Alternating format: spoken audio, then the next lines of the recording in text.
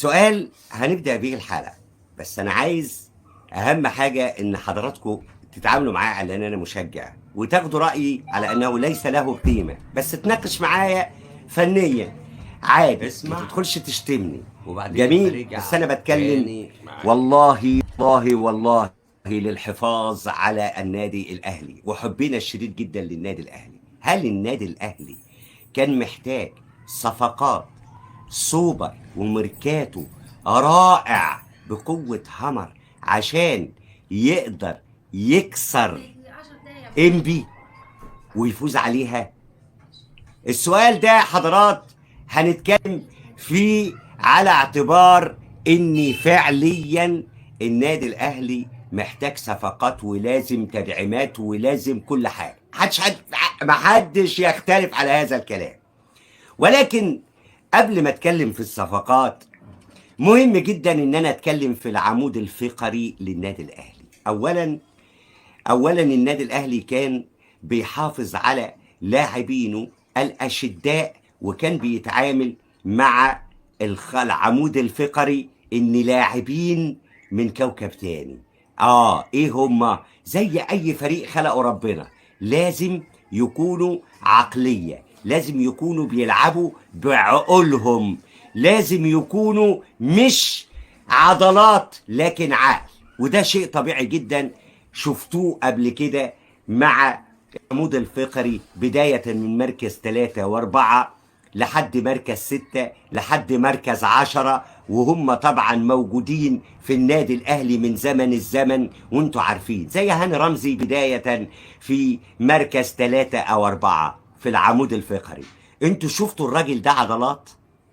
شفتوا الراجل ده عضلات وقوة بدنية ولا هو سفروت؟ لكن هو الوحيد اللي كان مدير الملعب، هو اللي كان بيظبط الفرقة. ليه بقى؟ لأن هي دي البداية العجزية، الفقرات العجزية يا حضرات، اللي هي طبعا يعني يعتبر منها أول عضلة، أول فقرة في العمود الفقري القطني أو القطنية في العمود الفقري. جميل، حلو.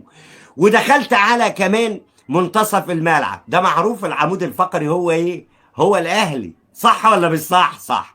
طيب خلي بالك السؤال اللي انا حكيته لك وقلت لك عليه ده ركز فيه كويس جدا جدا.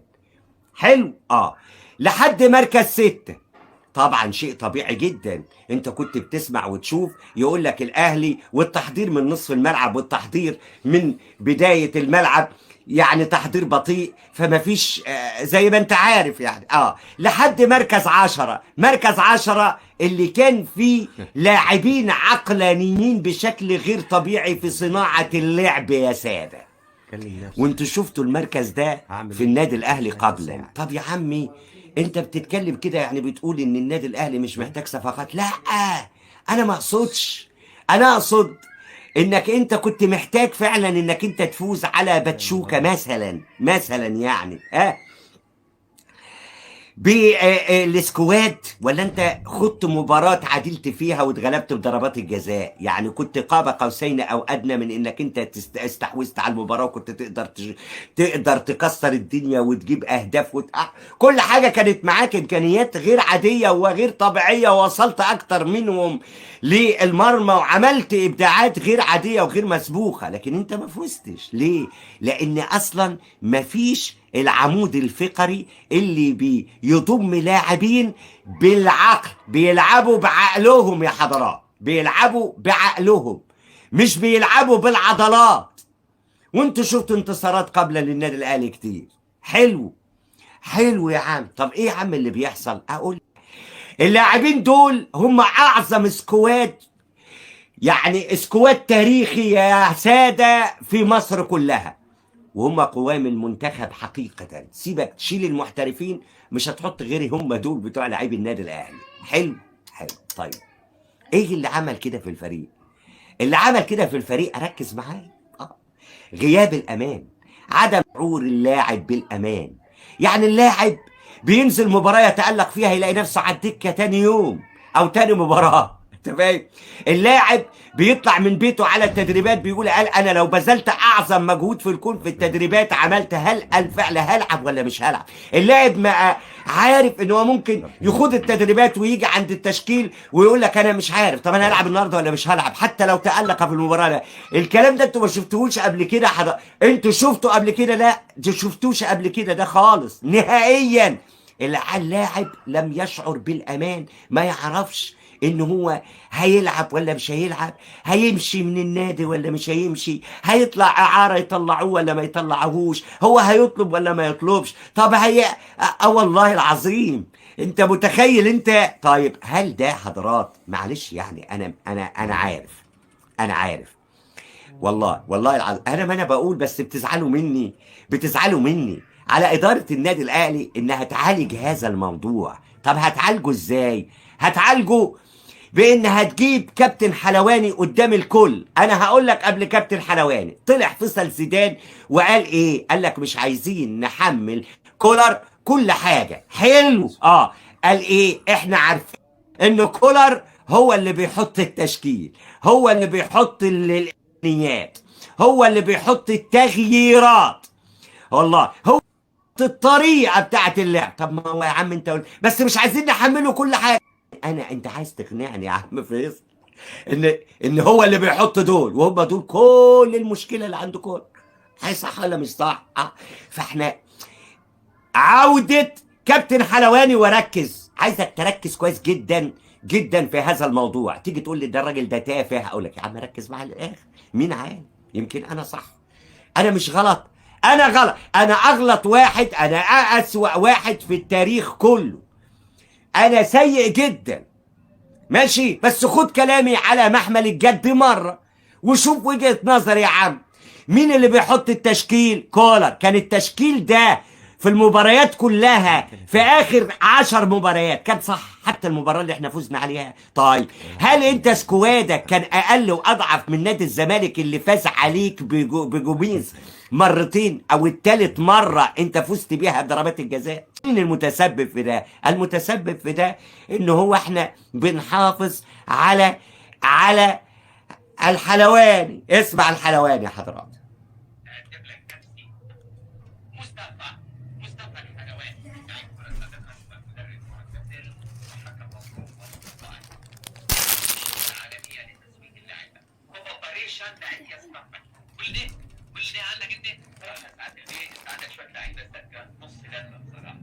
وانا رايي انك تخلص منهم النهارده قبل بكره.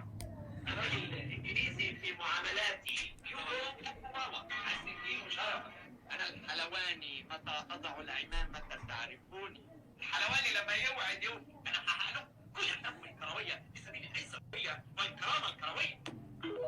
طيب يا حضرات، فعلا انجليزي، كولر انجليزي، كولر هتجيب له يا عم. احنا خلاص اتفقنا ان احنا هنجيب ايفرتون، وايفرتون اللي بيلعب في كل المراكز. حلو ومنهم ممكن يلعب راس حرب 10/10. جميل يا عم جميل جميل ماشي، حلو قوي قوي قوي قوي قوي قوي.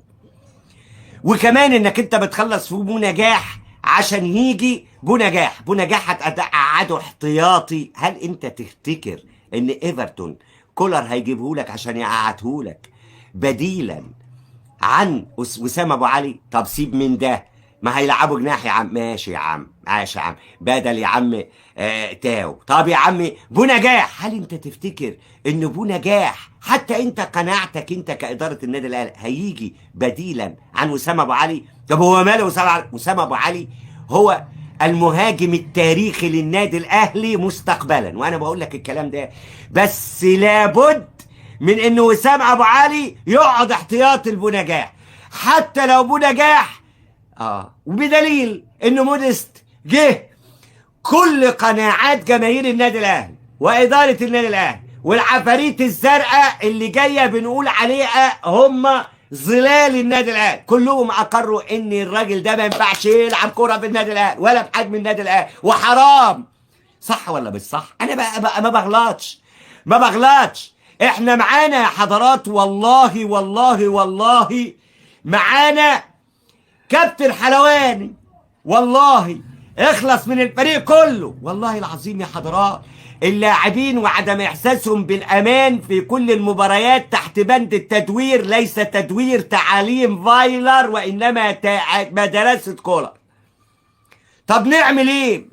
إيه يا باشا؟ استأصل انت. بص، مش ناقص تطلع بفضيحة عشان رفضت حضن الخائن. الخائن بحقيقة وانا كنت طلعت سنة ونص اقول حاول ايه ده خاين يا حضرات، ده بيهد الفريق بدني، محدش صدقني وكله طلع من عندي. بعد 6 شهور بعد ما مشي كله قلب وقال صح. طب ما انا بقولها لك اهو. واحد خاين عشان كان بيهد فعلا لصالح الصفقة اللي كانت معمولة مع الكفيل، مش هذكر اسماء. حلو. والتاني نصاب، والله العظيم نصاب، وعليا الطلاق نصاب، وعليا الطلاق نصاب. عشان انا بقولها لك عارف ناس هتطلع من عندي. بقول لك عاملني مشجع، ما تعاملنيش كده يا سيد، ما تعاملنيش ان انا راجل انا ما بفهمش حاجه، بس انت عاملني على ان انا مشجع. مش ده العمود الفقري؟ طب انت مين جالك لاعب بقدره عقليه بيلعب بعقله؟ اذا انك انت طلعت عبد المنعم الوحيد اللي هو العصب والمدير بتاع الفريق اللي بيظبط ايقاعه. بدليل هقولها لك انا وانت عم عقب عليا. ريال مدريد استغنى عن كريستيانو رونالدو وعن راموس وعن بنزيما، صح ولا مش صح؟ اتهد؟ لا طبعا. لكن حافظ على مودريتش اللي قد كده السفروت. ليه؟ واللي كبير في السن. ليه؟ لان هو ده العقل يا حضرات. لو مشي ده اتهد، زي ما برشلونة المدير طلع اتهد برشلونة نهائيا. مين هو؟ العمود الفقري اللي بيلعب بالعقل، ميسي. فانا بقول لك اراجع نفسك عشان يا عم انا حمار. خليك انت اوعى واحد، ناقشني انت، قول لي انا غلط، قول لي ان اداره النادي الاهلي يعني ما بتعرفش هذا الكلام. الكابتن محمود الخطيب يعرفه للاسف. دعكه من الجماهير، مش هي اللي بتكمل عشان تجيب صفقه. اهم من الصفقه يا حضرات هو السكواد الغالي اللي عندك، هو اللاعب يرجع للامان اللي افقده الراجل ده افقد اللاعبين الامان. بقى عارف بيخش الملعب مش عارف هيلعب ولا لا، حتى لو تألق في مباراة بيرجع لتاني مباراة يقول لك انا هلعب ولا مش هلعب. ما هو الامان ضاع عند اللاعبين. عشان كده انت شايف لحد ما عبد المنعم صرخ ومشي وانت كده سبت العصب. طب انا اجيب داري؟ طب يا عمي داري كان بيلعب قدام العصب تحت 2 مركز 3 و4 في المنتخب بتاع بلاده. اصلا عمره ما كان عمود فاخر، داري محترم و10 على 10 وابداعي. بس هو ده اللي انت بتتعامل معاك عضلات. انت بتتعامل مع عايز فريق النادي الاهلي كله ولاعبينه كولر عايزه عضلات. صدقوني اشيل الطين، اشيل الهباب البربيط يا حضرات، ولا تصدقوني وخلاص وتشوفوني للاخر انا صح ولا غلط. اهو ادي الطريقه اللي بيلعب بيها اهو. اهي الطريقه يا حضرات 4-3-3. مش هي دي الطريقه؟ هي دي الطريقه بتاعت كولر ولا هو ده؟ محدش يشتمني بس اسمعني للاخر. بس مش هي دي الطريقه اللي هو طبعا اللي فيها ينقصنا لاعبين بمواصفات خاصة أكثر ذكاء، وطبعا 4 و5 ومركز 6 ومركز 10، 3 لاعبين بعقول مختلفة محتاجينهم. والله احنا محتاجين نشيل كابتن حلواني يا حضرات. كابتن حلواني بإرجاعه إلى ذهنه إن هو العقل، وإن هو العقل وهو عايز العضلات، وإن شيل الفريق كله، لا غير لي كل الفريق. صدقوني ده بيهد بالعقلية السيئة التاني كان خاين فاهم، كان رعب، كان رهيب موسيماني، رهيب قوي موسيماني، والله العظيم. ولكن خان لانه هدلك العناصر دي اصلا بدنيا، فانت ما تقدرش تعمل اي حاجه من الحاجات دي. احنا عايزين الصفقات حقيقه، بس عايزين اهم من الصفقات دي كلها يعني حد سيرد باك بيلعب بعقله، وحد يشغل العقل بتاع النادي الاهلي اللي هو قفشه، لان ده الوحيد اللي المفروض يلعب مركز 10. المركز 10 هو الوحيد اللي بيلعب بعقله. محتاج ترجع له الثقة يا حضرات، والله محتاج ترجع له الثقة، بس هتشوفوا قفشه ده عالمي، لانه الوحيد اللي بيلعب بعقله. لكن مشكلتك انك تحطه 6 مرة، تحطه 8 مرة، تحطه مش عارف ايه 9 مرة، بتشغله دفاع مرة. انت هقول لك على حاجة، طيب انا هقول لك على حاجة، 9 ده مش محتاج 10 عشان يصنع له اللعب.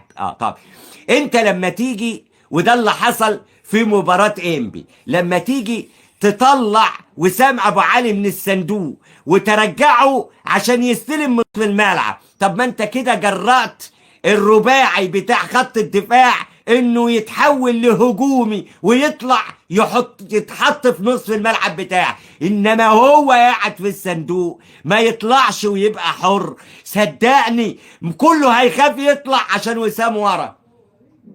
الكلام ده الف باء تدريب، وانا حمية حمار، انا حمية حمار، والله الله العظيم انا حمية حمار.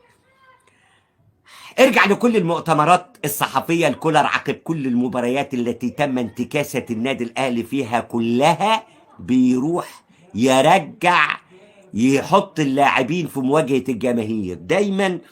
دايما في كله اخفاق اللاعبين، دايما اخفاق اللاعبين، لحد في الاخر خالص ما طلع عمل صدام ما بين الجماهير وما بين الاداره وما بين مجلس الاداره، وطلع وقال لهم ايه، لا احنا محتاجين تدعيمات. هو كده لبس يا عم في الحيط. يا حضرات الراجل ده ذكي جدا، بس للاسف ما عندوش في الكوره. خلاص انت معاك تقول لي يمين تقول لي شمال، انا ما بهدش والله. انا صرخت قبليها ب6 شهور، وبصرخ لك قبليها ب7 شهور. بعد كأس العالم الراجل ده هيتشاط لو طلع بفضيحة، ولو اصر على هذا الفكر هنطلع بفضيحة في كأس العالم وفي مباراة ميامي. اطلع من عندي، انا مش عايزك، انا عايز ذوي العقول بس، انا مش عايز حاجة تاني غير ذوي العقول بس.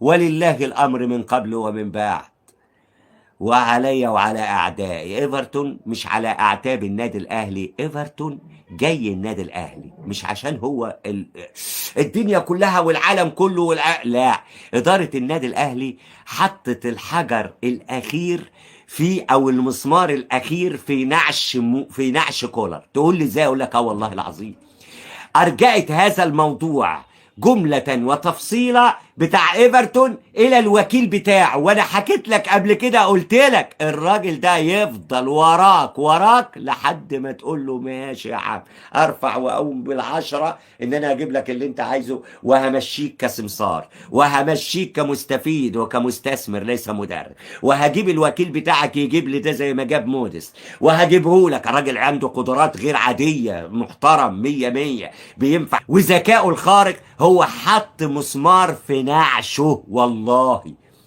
6 شهور فاصلة، 6 شهور فاصلة.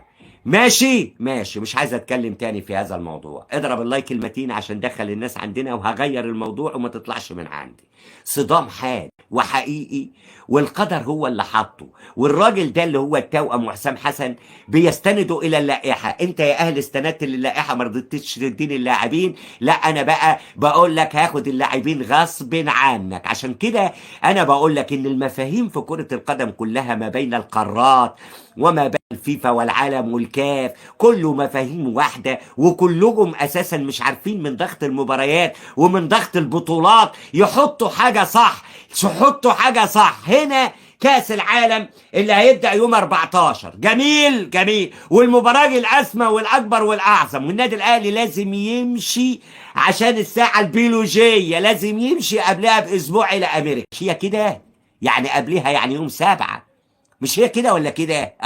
طيب اللائحه بتقول ان طبعا التوقف الدولي والمعسكر يبدأ بتاع المنتخب من 2 ل10. طب انت محتاج تسافر يوم 7 عشان تلعب. طب انت محتاج دلوقتي بتحط من يوم 2 ليوم 10 التوقف الدولي. يعني المعسكر بتاعك لازم ياخد كل اللاعبين بتاع النادي الاهلي، ولازم كمان اللاعبين اللي انت هتتفق معاهم وهتجيبهم من اندياتهم هيروحوا برضه. مش هي كده؟ ما هو التوقف الدولي ده على كل المستويات. يا فيفا يا اللي ما بتفهمش، انت مسكت العصا لحسام حسن لكي ينتقم من النادي الاهلي في ظل وجود ابو ريده. بيرفع دلوقتي الكابتن محمود الخطيب ويقول له الحقنا يا ابو ريده. ابو ريده هيلحقك ازاي؟ ده ابو ريده عايز، ده جات له على الطبطاب.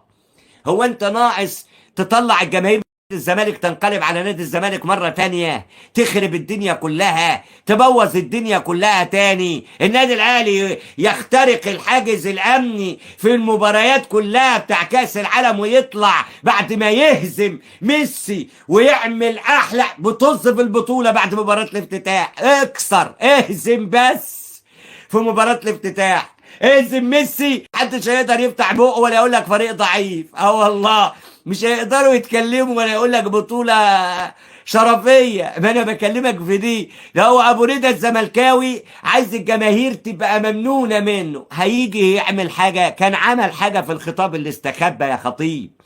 يا خطيب ده راجل جاي بقوة تايسون. يعني انت حطيت واحد في مجلس إدارة اتحاد الكرة اسمه علام، يعني بقوة عقلة الإصبع. انت بتجيب واحد عشان يبقى يفرسك، يعمل بقى في إطار القانون، في إطار القوانين واللوائح. يعني ما تقدرش تقول يا ابو ندى انت غلطان، صح ولا ايه؟ والله العظيم يا عم الخطيب، اوعاك تفكر تيجي لده وتقول له الحقنا، قول للفيفا يغير حاجه، مش هتتغير. البطوله في امريكا، طب غير يا عم المباراه، مش هتتغير. انت بقيت في مصيبه سودة من غير ما تاخد بالك، ولا تقول لي كولر ولا تقول لي عفريت هيقدر يصمد قدام هذا النزاع ما بين النادي الاهلي وما بين التوأم حسام حسن الذي امسك بتلابيب العصا كي ينتقم من النادي الاهلي لرفضه خرق اللوائح واعطائه لاعبي النادي الاهلي في المباريات السابقه، سواء كانت افريقيا ولا ان كانت تصفيات كاس العالم، قبل المباريات باسبوع او قبل التوقف الدولي باسبوع. كده هتقدر تقول له ايه؟ من 2 ل10 لازم ياخد اللاعبين بتوعه. هياخدهم ولا مش هياخدهم؟ هياخدهم غصب عنك. هتعمل ايه بقى؟ يا ابو ريده الحجنه يا ابو ريده. يا عم مش هتلاقي الكلام ده. الكارثة كبيرة كبيرة كبيرة، ولا بد من التصعيد للنادي الأهلي قبل ما تقع الطوبة في المعطوبة. ولو ما ضربتش اللايك المتين هنجيب الفيديو ده وننزله على جبهة الأهلوية. مش هنعمل لايفات تاني على جبهة الأهلوية لتعنت اليوتيوب على إنه ما بيعالجش الفيديو وخرب بيتنا في كل حاجة. اليوتيوب خرب بيتنا في كل حاجة. مش هنعمل لايف، مش عايزنا نعمل بث مباشر، خلاص هنعمل عليها فيديوهات بس. خلاص اضرب اللايك المتين وتعالى نشوف الكابتن محمود الخطيب هيحلها ازاي بعيدا عن ابو ريده، لان مسكت ابو ريده ومسكت حسام حسن بتلابيب اللعبه. خلصت. خش يا عمي على الذي يليه. النهارده طلع بقى نهاية القصة والدراما بتاعت أحمد رفعت بخروج القضية التي نهت على كل شيء بقرارات المحكمة يا حضرات. أن أحمد رفعت القدر الذي قتله والعوامل الوراثية التي قتلته. والله زي ما بكلمك وانا قايل لك الكلام ده من الاول خالص. اوعاك تفكر في السيناريو والحوار اللي اتعمل عليك. السيد رئيس الجمهورية حول القضية الى ما السيد رئيس الجمهورية ملوش دعوة.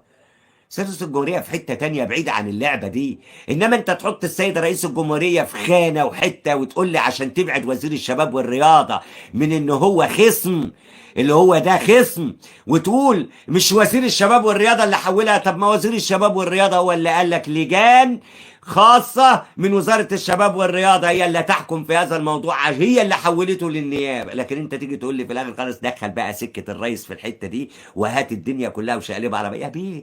يا بيه انت في مصيبة كبيرة جدا مع تفعيل قانون ساكسونيا. والله انت حاول انك انت تفعل القانون بعيد عن الساكسونيا، تمشي كل حاجة تمام. وابعد ده كله وهنقول انه احمد دياب بريء، بريء من دم ابن يعقوب. ايوه ما عملش حاجة. دعبس كمان بريء من كل حاجة. مش كده؟ ما دام برأتوا شوبير وبرأتوا الناس دي كلها، فانتوا ليه بقى ما تبرئوش دول؟ وجبتوه من هناك عشان يخش هنا، وهو كان هربان في الاصل والاساس، خايف من الخيانه. خايف من الخيانه ليه والغدر. والله اللي هياخدوني كانش في ده، راح طالع بره. بعد كده قالوا له تعالى تعالى تعالى محتاجينك احنا هنا يا دياب، لحسن نتصارع الناس وشوبير يلحق نفسه يمسك رابطه الانديه. ما احنا قدرنا في اتحاد الكره ان احنا نخلص ونقول ان لازم في الانتخابات يكون راجل يعني مؤهل جامعي، وكأن طبعا المعاهد العليا اللي واخده تراخيص من الوزاره بتاع التعليم اصلا والتعليم العالي يعني جامعي برضه، كأنه مش جامعه. والله زي ما بكلم. بص يا حضرات، احنا بنطوع كل حاجة لخدمة نادي الزمالك وخدمة المسؤولين بتوع نادي الزمالك. ونادي الزمالك يا أكون أو لا أكون رغما عن أنوفكم هو كده. فأنت ما تستناش أي حاجة. جثة المفروض إنها مش تقارير طبية يطلع هلا، لا نرفض حتى يعني تشريح الجثة. أنت خلاص خلصت القضية على كده. الكل براء، والقدر الذي قتل أحمد رفعت. الجينات الوراثية يا سادة، ولا بد من توصيات من النيابة بتقول إن لابد من تعيين لجان أساسية ورسمية في وزارة الشباب واتحاد الكرة عشان يوقعوا الكشف الطبي والجيني على كل اللاعبين اللي بيلعبوا كورة. العيال الصغيرة الناشئ الجديد، استمر يا ابني أو لا تستمر. طب يا عم أنا هستمر ومالكش دعوة. امضينا هنا يا ابني، امضي هنا يا ابني ووقع هنا انك انت مسؤول عن نفسك. لو حصل لك اي تردي صحي فانت المسؤول عن هذا الكلام. هذا خبث، هذا عبث، هذا عبث من كل المنظومة. فانا بقول لك لابد من استئصال الورم قبل ما يستفحل وكمان ينتشر في كل الجسد. طب هو ما انتشرش يا عم حاتم؟ لا، لم ينتشر حتى وقتنا هذا. فخلي بالك، لو قدرت تستأصل هذا الورم الخبيث هتقدر فعليا